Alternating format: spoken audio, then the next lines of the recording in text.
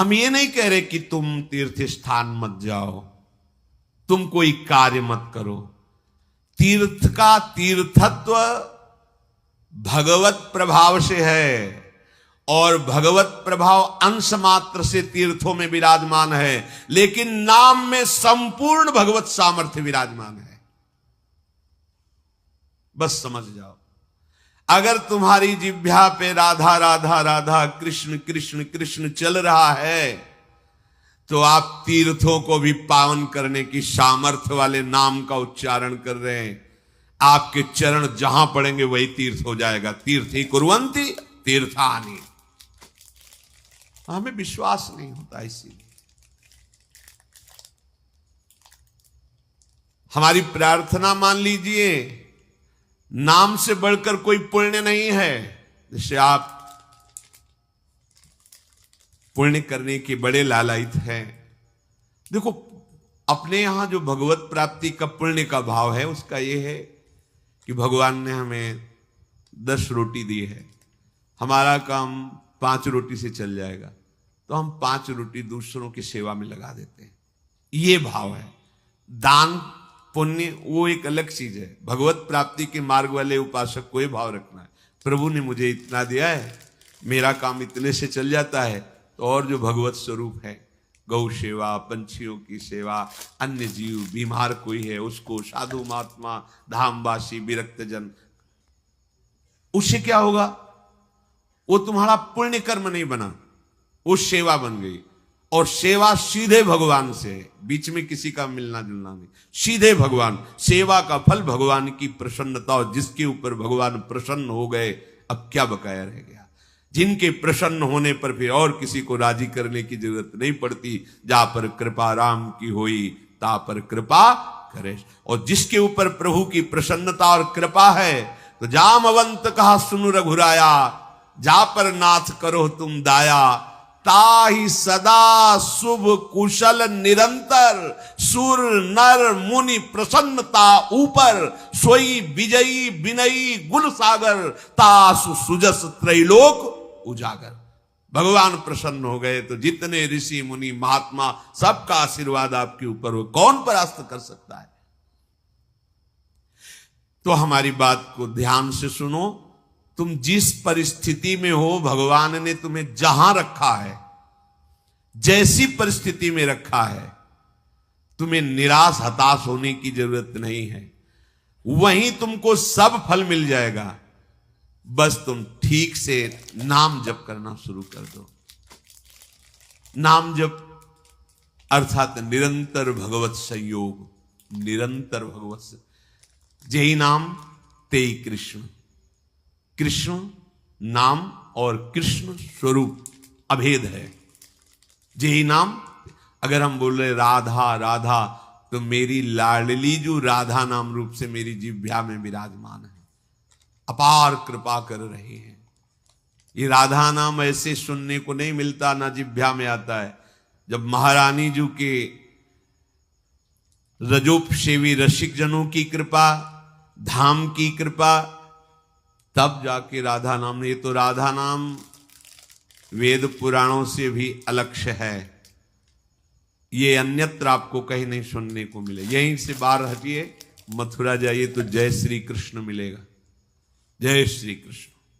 क्योंकि ये भूमि जिसमें आप विराजमान हैं, ये महाप्रेमामृत का सार, परा विद्या स्वरूप राधा नाम। वृंदावन के वृक्ष को मरम न जाने कोई, यहां डाल डाल और पात पात में राधा राधा।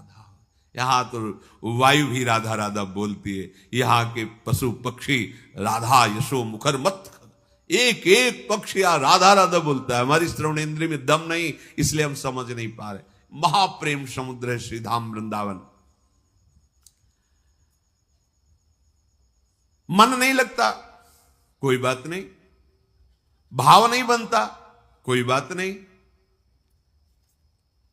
आप केवल जिह्वाग्रे, जिह्वा के अग्र भाग में उच्चारण कीजिए, राधा राधा राधा। जिह्वाग्रे नहीं, मन से अग्रे। मन लगे ना लगे, जीभ से बोलो, तुम्हारा काम हो जाएगा। नाम से जगन्यंता सर्वेश्वर भगवान खिंचते हुए हमारे पास आ जाएंगे। पतंगो यथा त्वाम भ्राम्यमाण, प्रभु हैं पतंग, नाम है डोरी, खींचते जाओ, राधा राधा राधा, नजदीक आते चले जाएंगे। पतंग को पकड़ना चाहो, डोरी छोड़ दो, कभी नहीं पकड़ पाओगे। नाम छोड़ दो, भजन छोड़ दो और साधन करो, हरि नहीं अधीन होने वाले। डोरी है, नाम रूपी डोरी को निरंतर खींचते, राधा राधा राधा, पतंगो यथा त्वाम भ्राम्यमाण।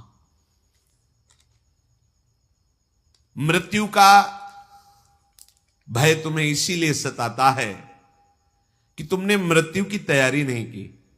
जैसे किसी गृहस्थ के यहां अचानक 20 आदमी आ जाए, वो घबरा जाएगा कि हमने कोई तैयारी नहीं की है, कैसे एकदम 20 आदमी एकदम। और जब बारात आती है तो 500 1000 आदमी आते हैं, मुस्कुरा के स्वागत करता है। क्यों? पहले से तिथि तारीख निश्चित थी, तैयारी फिट थी। 500 की जगह अगर 100 और बढ़ जाते हैं तो कढ़ाई चढ़ी हुई, कोई परेशानी नहीं। हमें जहां जाना है वहां का हमें परिचय प्राप्त हो चुका है, हमारा निश्चय हो चुका है, तैयारी है पूरी, अभी जाना अभी चल दे, कोई परेशानी नहीं। लेकिन आपने तैयारी तो रहने की है, जाने की तो की नहीं। यहां पूरे विश्व में जितने भी हैं, कोई बिरले हैं जो जाने की तैयारी में लगे, नहीं सब रहने की तैयारी में लगे। नहीं, अब ये पेंट थोड़ा गंदा हो गया, नया पुतवा दीजिए, ये हो ये बनवा दीजिए, वो कर दीजिए, सब रहने की तैयारी में। आखिरी तक दांत खराब हो गए, नए लगा दीजिए, आंख खराब हो गई है, ऑपरेशन करके चश्मा लगवा दी, कान खराब मशीन लगा दी, मशीन, वो दिल ब्लॉक हो रहा है तो नली डाल के वो कर दीजिए। अब रहने की तैयारी। अब जब जाने की बात आती है तो होश उड़ जाते हैं। हमने जाने की तो तैयारी नहीं की थी। मृत्यु से भय क्यों लगता है? क्योंकि तुमने जाने की तैयारी नहीं की। और जाना पक्का है। जैसे सरकारी आदमी होता है ना, उसको बंगला गाड़ी मिलती है, प्रयोग करता है, उसकी आसक्ति नहीं होती, क्योंकि कब सरकारी आदेश आ जाए कि इस प्रांत से उस प्रांत में जाना, वहां बंगला गाड़ी मिलेगा। वो सरकारी है, प्रयोग कर रहा है, लेकिन उसकी आसक्ति नहीं। जैसे कोई कहे ना कि ये खिड़की का कोना टूटा हुआ है, क्या है, कभी भी आदेश आ सकता है कि आपको अमुक जगह जाना है, वहां नया बंगला गाड़ी मिलेगी, ये तो सरकारी है, वो ठीक कर रहा है, हमें तो केवल सरकारी काम। बिल्कुल ऐसे ही ये सरकारी गाड़ी मिली है सरकारी काम करने के लिए। भगवत प्राप्ति साधन धाम मोक्ष कर द्वारा, पाई न जे परलोक संभारा, सो परत्र दुख पावई, सिर धुनि धुनि पछताए, कालई कर्मई ईश्वरे मिथ्या दोष लगाए। अब जब बुलावा आया, डॉक्टर ने कहा कि बस 1 साल के हो तुम, बस ये कैंसर ले जाएगा आपको, मतलब बचने की संभावना। क्योंकि तैयारी जाने की नहीं की थी ना, रहने की तैयारी की थी। अब कहां जाएंगे? जितना हमने प्रेम फैलाया वो तो यही है, जितना हमने कमाया वो सब यही है, जिसके लिए कमाया वो सब यही। अब हम कहां जाएंगे? हमारा मित्र कौन होगा? हमें प्यार कौन करेगा? हमारे पास है क्या? गया। मन पछितई है अवसर बीते, दुर्लभ देह पाए हरिपद भजु, करम बचन अरु जीते, मन पछितई है अवसर बीते। ये सुत बनिता आदि जान स्वार्थ रत, ना करुणे सभीते, अंत ही तो ही तजेंगे पामर, तू न तजय बहीते। ये सब तुझे छोड़ देंगे, तैयारी कर। गुरु कृपा से हम अपने हृदय की बात कह रहे हैं, प्रतिपल तैयार है। क्यों? जैसे कभी स्मरण भी आया, कष्ट होता, जैसे कल था डायलिसिस हो रहा, बीच में एकदम प्रसन्नता होती है, श्री जी के पास जाना है। कहां जाना है? श्री जी के पास जाना है। मृत्यु हमारे लिए मृत्यु थोड़ी है, श्री जी के पास जाने का पास है कि अब फाइनल। अभी तक तो भाव से रहा, अब फाइनल, खत्म, संसार चक्र खत्म, अब तो अपनी लाडली के पास जाना है बस। कितना आनंद। जैसे आपका कोई प्रिय है, वर्षों से आप उससे मिलना चाहते हैं और गाड़ी आ गई, बुलावा आ गया, चलिए आप, तो आपको कैसा लगेगा? ये थोड़ी लगेगा कि भय लगे, नहीं, एक उमगन आएगी, आप तो तुरंत तैयार हो जाएंगे चलने के। हाँ हाँ हाँ, हम तो वर्षों से इंतजार कर रहे हैं बस। ये जो मृत्यु तुम्हें भय प्रदान कर रही, तुमने तैयारी नहीं की। मृत्यु अमंगल में नहीं है, परम मंगल है। मृत्यु शोक नहीं है, महोत्सव है। बस यही समझ नहीं पा रहे। क्यों? भगवान ने मृत्यु को अपना स्वरूप कहा है। मैं सर्व कुछ हरण करने वालों में मृत्यु हूं, मेरे प्रीतम है मृत्यु, और कोई नहीं है, श्री कृष्ण है। आलिंगन करो अपने प्यारे श्री कृष्ण का और निरंतर दिव्य लीला में पहुंच चलो। पर यह बात की कोई तैयारी नहीं कर रहा। साथ जीने की तैयारी हो, यही रहने क्यों, किसी को नहीं रहने दिया जाएगा। यह सरकारी बंगला है, यहां ट्रांसफर होते रहते हैं, पुराने गए नए आए, पुराने गए नए आए, आप खुद देख रहे हैं कौन रहा। लेकिन अपने लोगों की बुद्धि इस बात में तैयार नहीं हो रही कि मुझे जाना है। अंदर से देखो, अंदर की बात कह रहे, बाहर से तो अभी आप कि हाथ उठाओ, कितने जाना चाहते हैं, क्या जाना। और जब डॉक्टर कहेगा कि जाने की बात आ गई, तुम्हारी किडनी फेल, तुम्हारा दिल फेल, तुम्हारी इतना बड़ा मुंह बगल जा, अब क्या होगा, अब क्या होगा। तो तैयारी नहीं थी ना, तैयारी है तो मुस्कुरा देंगे। हाँ, अंदर से हर समय एक आनंद धारा रहती है, वो किशोरी जी के चरणों की। सत्प्रेम सिंधु मकरंद रसौघ धारा, वो धारा हमें जीवित किए है। वो धारा हमें ऐसे प्रसन्न रखती है कि किसी को ब्रह्मा का पद मिलने पर भी उतनी प्रसन्नता नहीं होगी जितनी प्रसन्नता हर समय बनी रहती। ये केवल महारानी जी के चरणों के आश्रय से। पूज्य बाबा कह रहे हैं कि आप कल्पना नहीं कर सकते कि आप कितना सुखी हो जाएंगे। वही बात देखो, बात तभी समझ में आती है जब स्थिति परिस्थिति में वो बात रहे। आप स्वस्थ हैं, सब अनुकूलता है, और फिर आप कह रहे हैं प्रभु की बड़ी कृपा है, ठीक है।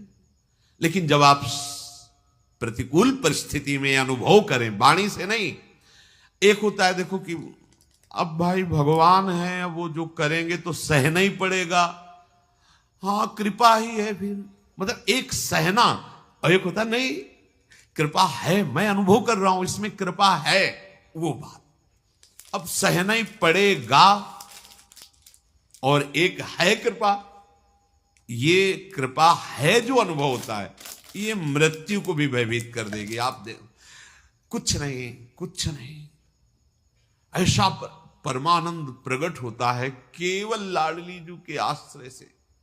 मतलब अब जैसे हम कहें कि जिस समय हम चिंतन करते हैं तो और हर समय करते क्या है, पर कभी कभी उसमें गाढ़ चिंतन जब होता है तब दिखाई देता है कि अरे ये जीव कैसा भ्रमित हो रहा है, कैसे इसका समय नष्ट कर रही माया।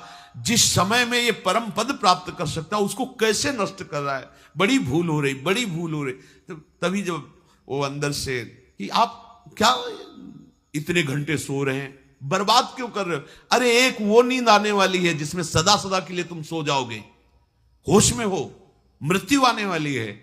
यहां तो काम चलाना है, भोजन पाके, क्रियाएं करके, नींद लेके, ये केवल काम चलाना है। मुख्य हमारा कार्य है भजन, क्योंकि इससे हमारी गति बनेगी। हमारे जीवन का लक्ष्य भजन है। प्रभु की बड़ी कृपा, सच मानिए जिसको सत्संग मिल गया, सत्संग में स्नान करने पर फिर और कुछ कोई तीर्थ स्नान करने की जरूरत नहीं रह जाती। स्वाभाविक कैसे, सत्संग का फल है। मज्जन फल पेखिए तत्काला, काक होए पिक बको मराला। अगर सत्संग रूपी तीर्थ में स्नान कर लिया तो कौआ कोयल हो जाएगा और बगुला हंस हो जाएगा। इसका तत्काल का प्रभाव है। एक सत्संग का शब्द आपके जीवन को बदल देगा। सत्संग के समान कोई बड़ा तीर्थ नहीं है।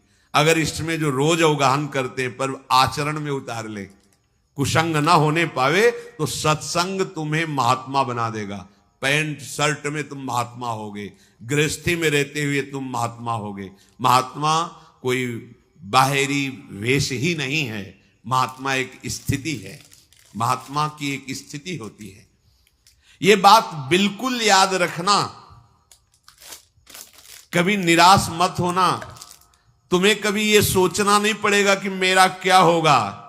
यदि एक क्षण भी तुम बर्बाद नहीं करोगे तो बर्बाद व्यर्थ करना।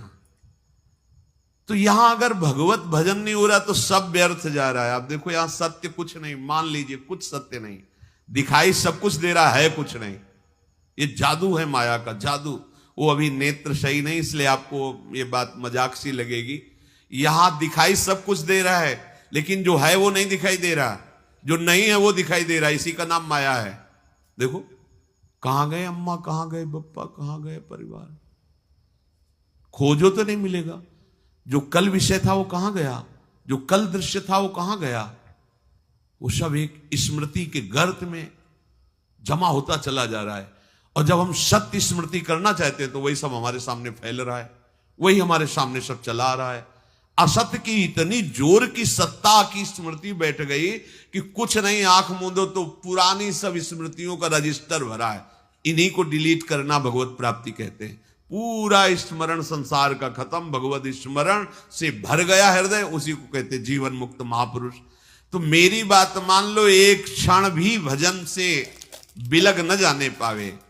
सेवक जी महाराज भी कह रहे हैं कि कबहू काल वृथा नहीं जाए, एक क्षण भी तुम्हारा व्यर्थ नहीं जाना चाहिए। व्यर्थ क्या है? अगर भजन छूटा, नाम छूटा, भगवत आश्रय स्मृति, वो व्यर्थ जीवन है। चाहे जितना आप कमा लो, कुछ नहीं। ये ऐसी बाढ़ सी आती है, वो घटती देखे जाते हैं। किसी व्यक्ति को हमने देखा था एक बार, वो पूरा परिकर आए थे, सोने की कटोरी, चांदी की कटोरी, चांदी की थाल, किसी में अनार के दाने, किसी में पपीता के हुए, ढेर सारी चौकी में बाल भोग के समय। तो पूछा कि उन्हीं के निज जनों से, तो उन्होंने बताया अमुक अमुक अमुक ऐसा ऐसा। फिर कुछ समय बाद वो मिले तो उन्होंने बताया वो जो थे ना, वो इस समय अमुक जगह बंदी है। इतना वैभव, इतना सब। वो किसी बहुत फैक्ट्री के बड़े मालिक थे ऐसा, वो उन्होंने बैंक का कर्जा लिया था ऐसा। ये माया का ऐसे फ्लू चलता है। एक समय सोने की कटोरी और दूसरी समय अल्युमिनियम का कटोरा। बड़ी विचित्र खेल। कभी इस पर भी, ये सत्य नहीं है, ये नाटक है माया का। सत्य है हरिनाम, हरे नामयु, हरे नामयु, हरे नामयु। मान लीजिए, ये मत समझिए कि हम बाबा जी तो भगवान के पक्ष की बात केवल कह रहे। सत्य विषय यही है, सत्य विषय यही। अगर आप भगवान का भजन नहीं करते तो जो भी कर रहे हो हाथ कुछ नहीं लगेगा, बटोर लो। संतों ने उसको ऐसा बताया है कि जैसे अंधा आदमी एक दुकान में गया और कहा कि हमें कुछ सेवा बताओ, तो बोले अब हम क्या तुमको सेवा बताएं, क्योंकि आंख तो है नहीं। अगर कहीं साबुन उठा के दो, माचिस उठा के दो, तो तुम्हें पता ही नहीं, दिखाई नहीं दे रहा। ऐसा करो, तुम मूंज की रस्सी बटो। तो बैठा दिया मूंज, और एक भैंस का पड़ा के लग गया, तो मूंज चबा ले, वो जैसे से सरकाता वो चबा जाता। जब शाम हुई वैसे किया तो हाथ ही वाली मूंज थी और कुछ था ही नहीं। इसमें हाथ वाली भी मूंज नहीं रहेगी, क्योंकि हाथ ही नहीं रहेंगे, हाथ भी तुम्हारे साथ नहीं जाएंगे, यहीं छूट जाएंगे। ये पूरे संसार की जितनी क्रियाएं, जितनी वस्तुएं, अगर भजन नहीं हो रहा तो सब व्यर्थ है, सब व्यर्थ। कैसे? जैसे पूर्व में भी हम कुछ रहे होंगे, इस जन्म में हमारे पास क्या है वो पूर्व का? ना वो संबंध है, ना संपत्ति है, ना पढ़ाई है, ना वो बल है, ना वो बुद्धि है। फिर नया नया नया, कब तक चलता रहेगा ये प्रपंच?